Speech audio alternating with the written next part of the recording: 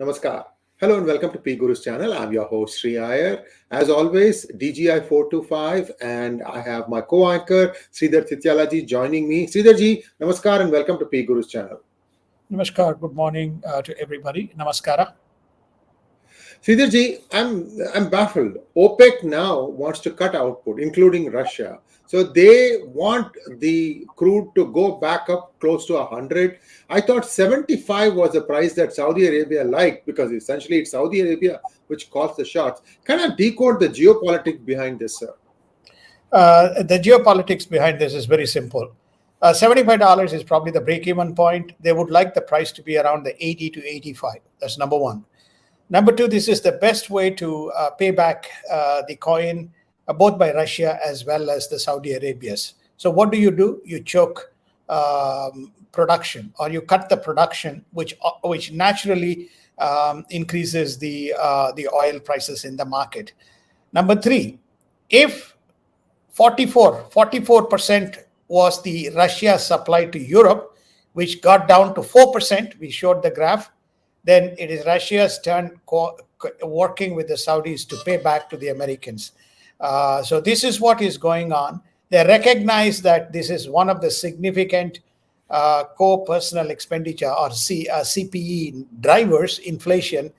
So it means that Dr. Jerome Powell is not going to rest because his inflation number is going to continue to go up, Sriji. This is the geopolitics.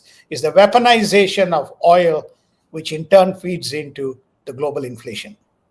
But 𝙒𝙬𝙤, it also benefits the US petroleum companies, isn't it? I mean, because now US is exporting hand over fist to Europe. It is maybe exporting, but we are a bleeding balance sheet. So to some extent, it offsets. But what does it do to the consumer? The consumer's balance sheet is bleeding. No longer he has all those COVID money. By the end of the year, the COVID money is going to run out. But you're going to have $4 to $4.50 to $5 at the pumps. And United States, we are the biggest gas guzzlers in the world, so it's going to hurt. Without gas, we can't travel anyway. So it's just going to hurt the U.S. consumer very badly, Sriji. We'll watch that situation closely. In the meanwhile, today Trump has to show up in that court where he has been indicted, and a lot of activities expected to happen. On the one side, you have all this happening. On the other side, some very significant statements have been made by like Mark Milley, the general who's the commander of all three forces, as well as many other personalities. 𝙒𝙬𝙤, give us a quick rundown, 1, 2, 3, 4, 5, all the big things happening in US before we go on to more significant things like such as in India. Okay, so I think the first and foremost, now the truth has come out that the balloon that flew right across United States, which was taken out around the Carolinas, did pick up information and did transmit information to China. That information is coming out through investigations. The Biden administration did its best effort to kind of not to get this information out, but it has come out. So questions are being raised. Why did the administration allow the balloon to fly right across before it was taken out?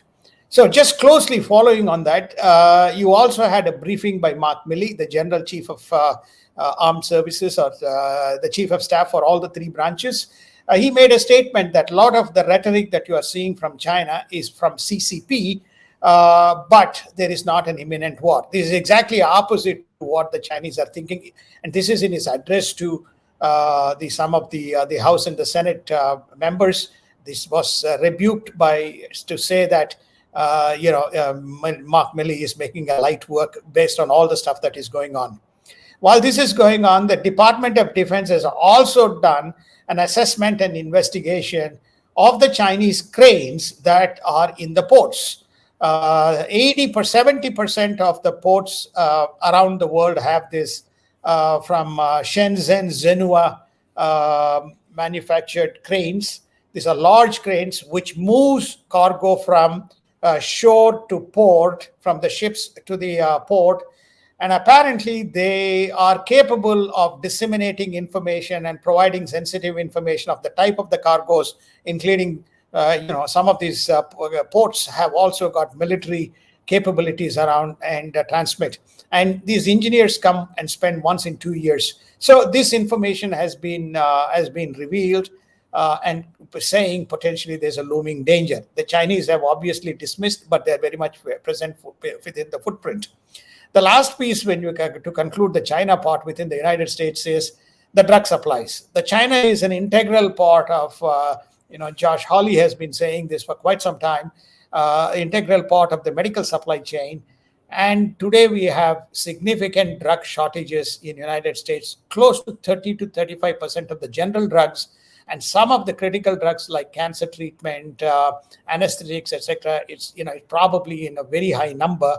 And they say that this is also another issue that one can point, take it back. So China is trying to strangle United States in a number of ways, but we have an administration which seems totally oblivious and more focused on the woke as well as the Trump drama, Shriji. Sridharji, the ongoing investigation into the Biden family kickback from China, that has been happening. Cathay Bank, for example, has given money to one of their associates. I think his name is Ken something. I don't remember the exact name. And it was 3 million kickbacks. The 3 million was supposed to be distributed, 1 million to Joe Biden, 1 million to Jim Biden, and 1 million to Holly Biden, who was the wife of Beau Biden, who since then passed away. So this is just the first of 11 tranches, and we don't know what are the amounts involved of the remaining 10 tranches. Any update on that, sir? No, everything has receded into a backseat with this Trump drama. The mainstream media pushing the Trump drama to the kind diversionary tactic. Yeah. Yeah, it's a tactic. No, the two important things. Remember you forgot we covered in DGI the January 6th, how they kind of successfully played that out when everybody knew that it was a fake. Right? Everybody remembered one magic word: insurrection. Insurrection. Choreographed, great drama enacted by the Democrats in the House. The other thing that has also been put behind the back burner is 20 people within Biden administration directing the tech media to take out any kind of sentiments that are against the government policies. That's also been pushed back. So there's a lot of items, including the border, the infiltration that continues, the border issues. So what is, put all of them in the back burner and put Trump in the front and, make this into a grand show. And this is what is going on. And you can witness, the world can witness what is happening within United States in terms of, if I have to use the word, self-destruction. Yes, indeed. And let's take a quick look at other things happening around the world. First of all, there are war clouds looming across India's borders. About 1 million Chinese troops are now feared that they have amassed across the LAC, comprising of 3,500 kilometers. This is a major flashpoint. We don't know when that's going to, flare up and where. And now China has issued a statement saying that several of the villages inside Arunachal Pradesh have Chinese or / Tibetan names, and that these belong to China. This is the first one that I think they are going to try and make noise out of. There's also a bigger critical problem with Bhutan. Sridharji, kind of give us a little bit of a rundown. Where is it going to attack, sir? You still think it is going to be Senkaku area or it's going to be in India? No, there are two simultaneous. As far as Senkaku is concerned, that is with regard to Taiwan. Whether they will go mainland Taiwan, or whether they will cherry pick the easy target. They have cut cables around the islands which are very close to Taiwan, and there's no internet connection. Mainly tourists visit that around Taiwan, and then I believe that the Senkaku would be one of the first targets they would pick up. That's the easy target. Now, that is not to say that it is one or the other. You can see that there are 4 different flashpoints they're concurrently working on. So India is always in the front burner to them, because India to them poses the biggest kind of a threat in terms of their unilateral and ubiquitous economic power and military power around Asia. They do not see That is why when many people say, India will somehow work with the Chinese and maybe they work with Russians, but India will work with the Chinese, I just don't see it, because fundamental underlying tensions are so huge in terms of China and India. China is not letting down. The point that you made around the LAC, they have been persistently at it. With regard to Bhutan that you mentioned, they somehow hoodwinked the Prime Minister, but the King of Bhutan and his Minister for External Affairs is right now in India at the request of India and having discussions. It's quite obvious this particular statement, influenced by the Chinese, triggered India to call, though they say that it was a visit that was long in the offing. So India is getting its act together as far as, India has always got its act together as far as Bhutan is concerned. They've been working at it, but there is clearly war clouds, and this will probably, before the end of the year, we will see a flashpoint again emerging, Shriji, in the LAC. And on an unrelated note, I wanted to tell our viewers the update on what is happening in the San Francisco consulate. Things have quietened down. There used to be a tent for about 2 to 3 weeks, protesting, shouting at people, especially abusing the consulate officials and so on and so forth as they were going in and coming out. There are some strict laws in San Francisco City that prevent these protesters from being further out from the consulate. Long story short, finally, I'm hearing that all the tents have been cleared. And to my pleasant surprise, on Sunday, I had the opportunity of being part of a 𝙒𝙗𝙗 Kalyanam, and some government officials were visiting there, and we were fearing the worst, whether these protesters will show up there also to create, disturbance. Luckily, nothing happened. I'm not saying luckily. There is a cause and effect. There is some clampdown clearly happening right now. I thank the authorities for promptly acting.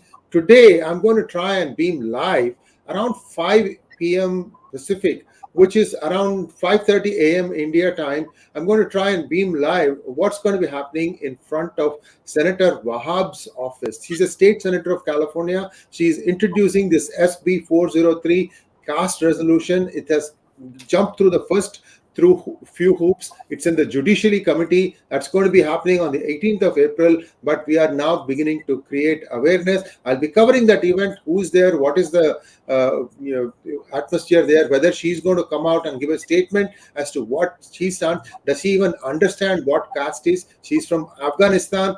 Why she's wading into all this? Every interesting thing. Also, very interesting stuff coming out of the case against Cisco by the California Race something CRD. They changed their name itself.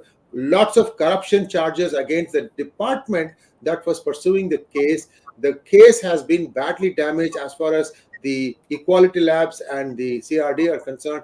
Castgate.org. Very easy to remember. Go and read that article. It's a huge compendium of data. Just do follow that. I just wanted to say all these things that yes, people are acting quietly in the background and a lot of things are falling in place. I would urge the state senator to withdraw that bill because it is based on flimsy ground. It's going to blow up on her face. She's got a long career to go. She needs to think about that. I'm just being a nice person here and telling what are the consequences of a flawed legislation. Let's move on, sir. Sridharji, India, Japan collaborating on Sri Lanka. So this is again the same axis coming back. How is Japan and India going to be helping Sri Lanka in some of their infrastructural projects at the same time as part of Quad fortification, if you will? Please take it away, sir. Well, I think that there are two strategic moves when Mr. Kishida was in India. And more news beginning to come out. One is they agreed to cooperate with, they see Sri Lanka as a very strategic element of the Indo-Pacific strategy, and as well as the broad Indian Ocean agenda that both are very cognizant of, especially Chinese footprint. So they didn't get the eastern container, but they got the western container port, Colombo, development. So on the back of it, they want to build infrastructure and connectivity into Indo-Pacific, logistics and supply chains out of that, as well as provide much needed capital support to the Sri Lankans. So Sri Lankans have embraced it, and it was a three-country joint statement, so that augurs well.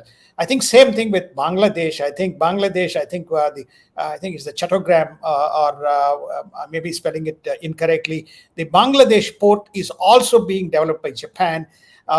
This would help. The Japan-Bangladesh-India collaboration would help India to basically mitigate the bottleneck that could emerge potentially because of the rising tensions in the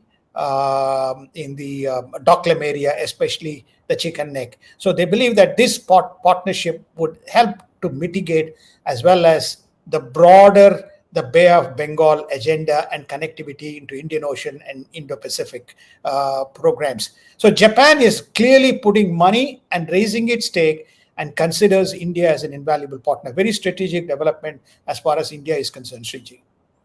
Thank you very much, sir. And we are also predicting, Sridharji is predicting, that before the actual war breaks out in Asia, there will be an internal war within the United States itself using the Chinese surrogates who are in place. We've been saying about this, how many have entrenched themselves, embedded themselves as part of many organizations. Sridharji, please touch upon this, sir. Well, I think the intelligence, again, the report is revealing that the way US attack will begin is that they have access to power stations, power grids, some very key infrastructure. We touched on supply chains on the medical. We touched on the cranes which move most important elements from a trade point of view, supply. So in addition to that, they believe there has been progressive influx of people, Chinese-speaking people around the country, and in what form, what type of issues they will create, we don't know. But this is, there's wide and wild speculations. But setting that aside, there's enough data to point out. Remember, China has also now got a partnership with Argentina. China has a partnership with Venezuela. China has a partnership with Bolivia. So these are all adjacent nations where you are beginning to see the Chinese footprint. So you can see already the moves that are happening around United States. Clearly, China sees United States as the broad, big challenge that it faces around the world. And this is not a very great news, especially when the present administration priority seems to be on the wrong side of the fence. Sir, let us take a quick look at what is happening in India. India's foreign exchange reserves rise by 8 billion to 578 billion on the back of positive inflows. India's defense exports reaches an all-time high of 15,920 crores, divided by 8 for getting the number in billions, you guys. And India's global trade will exceed 1.6 trillion for fiscal year 23, with 770 billion exports and 820 billion of imports, and a trade deficit of 50 billion. So India is still a net importer, Sridharji. When that changes, do you think the rupee will start appreciating against the dollar? It will, because the reason is that when your exports go up, your net quotient, as far as the rupee is concerned, is in a positive disposition. So this is one of the reasons why Modi ji is pursuing a policy of positioning and anchoring rupee, direct rupee trade with many countries. Japan has now agreed, UK has now agreed to do direct yen to rupee trade and British pound to rupee trade. And I think today we have about 19 countries and more than 30 banks have signed up we covered this Nostro accounts where they can trade. So at the end of the day, India would like Indian rupee to be not part of any basket, but to be a reserve currency in its own right. Just like you have Swiss francs, Japanese yen, British pound, euros, renminbi, and US dollar. I think Modi ji is pushing that, we like to be having a reserve currency in Indian rupees, which in turn will help to some of the points that you're alluding to, especially around the favorable position around the exchange rate if India can tilt the exports. And India and United Kingdom are fairly well along signing a free trade agreement. And the United Kingdom would like to see the kind of benefit that Australia got in its free trade agreement with India. And Sridharji, give us a little bit of update on that. Is the relationship between the UK and the Indian government back on track after all that fracas that happened during the demonstrations? Well, I think that I would say that the relationship is always has been on the track, but United Kingdom is also a very divided democracy. Because when you have a fairly even power between the Labour and the Liberals or the Conservatives, you have tensions. For example, London is ruled by Labour. Whereas the UK is ruled by Conservatives on a razor-thin kind of a majority. Remember, they had to change 2 prime ministers before they could get Rishi Sunak. So the FTA agreement, they are saying Australia got very good deal and we should get a similar kind of a deal. Remember, Australia has a lot of things that India needs. Coal, minerals. Adani has got infrastructure in Queensland and Western Australia. And he's warmly welcomed, notwithstanding all the controversy that people try to create around him. So, and also they have now extended this to education. And Australia is expanding its immigration policy, which is far more open. And we covered this in DGI, validating some of the academic credentials and so on. UK has always been a skeptic and, a reluctant partner in some of these things. So if they're demanding what Australia got, they better change their behavior in terms of what they will bring to bear on the table, Sriji. We will wait and see, Sridharji. The Cambodian government has disclosed plans to develop an air defense center and expand its radar at Reem National Park near its naval base in Sihanoukville province. Could this be the first China overseas base in Indo-Pacific, sir? It is. It is the first. They silently have been working. They don't have an anchor point. Remember, US has got footprint in Philippines. US has got footprint in Korea. US has footprint in Taiwan. So US has got, and US obviously Japan, Singapore, even Malaysia. So you have a number of points. And then, of course, when you look at the Malacca Strait and into Andaman and Car Nicobar Islands, you have the Indian. So they have been silently sending ships into the Indian Ocean effectively to monitor India on one side. South China Sea is obviously to contain Quad as well as the new Indo-Pacific Alliance and AUKUS.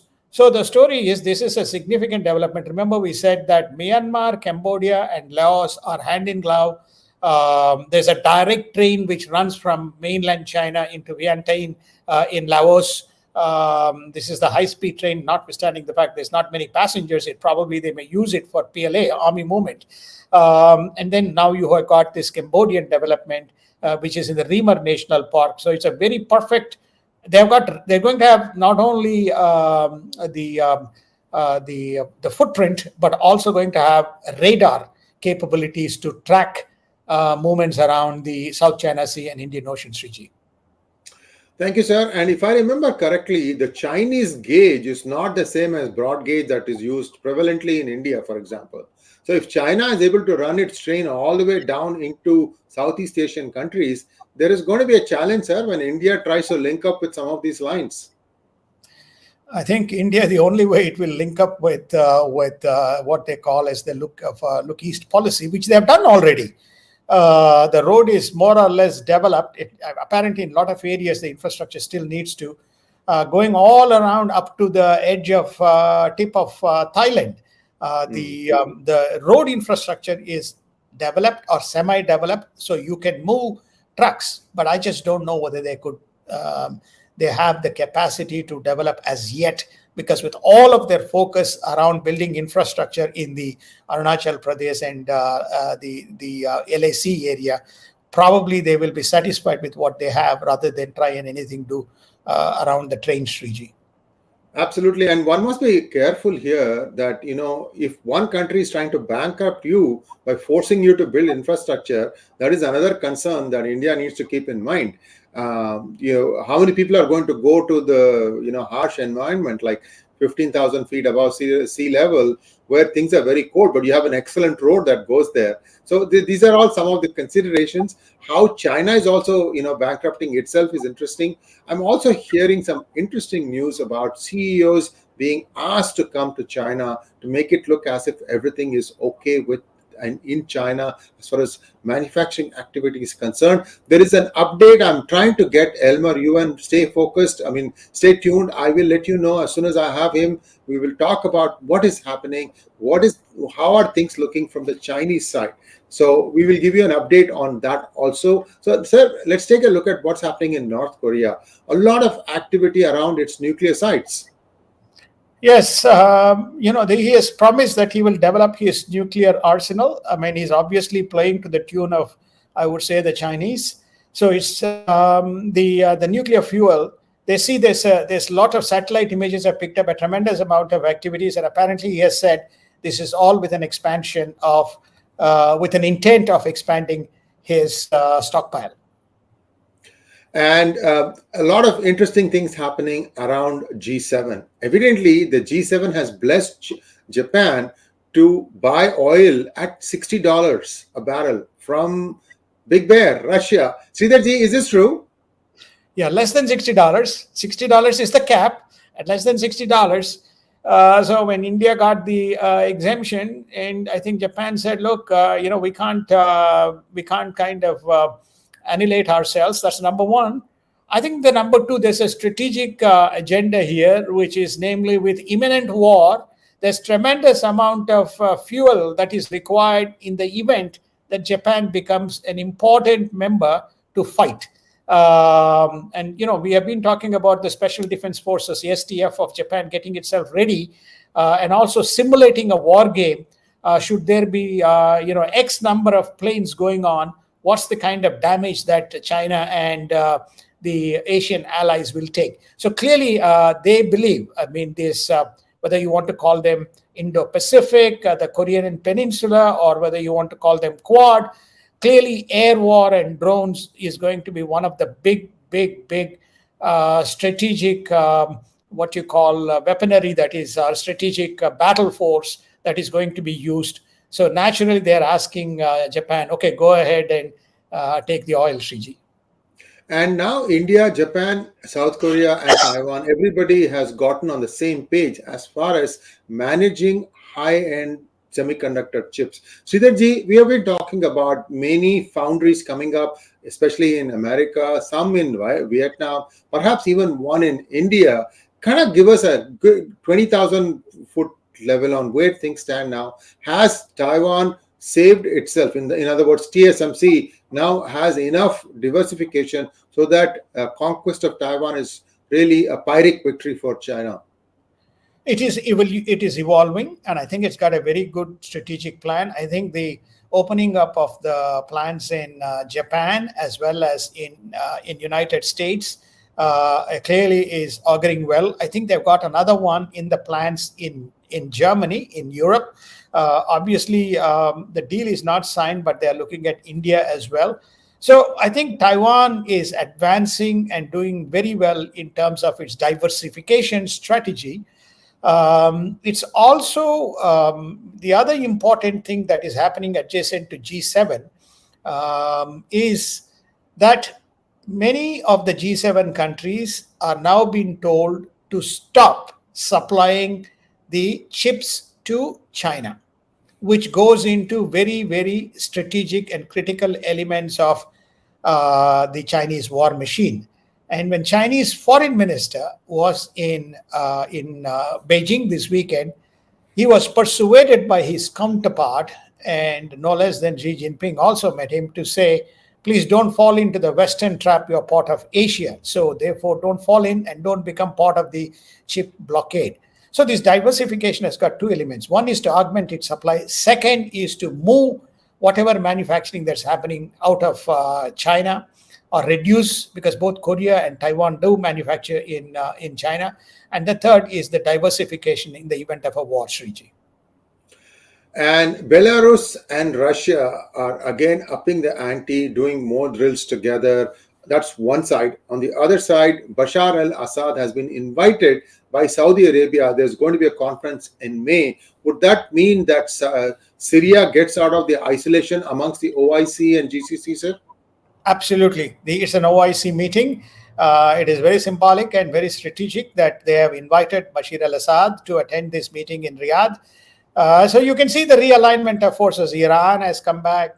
Syria is coming back. Qatar is there.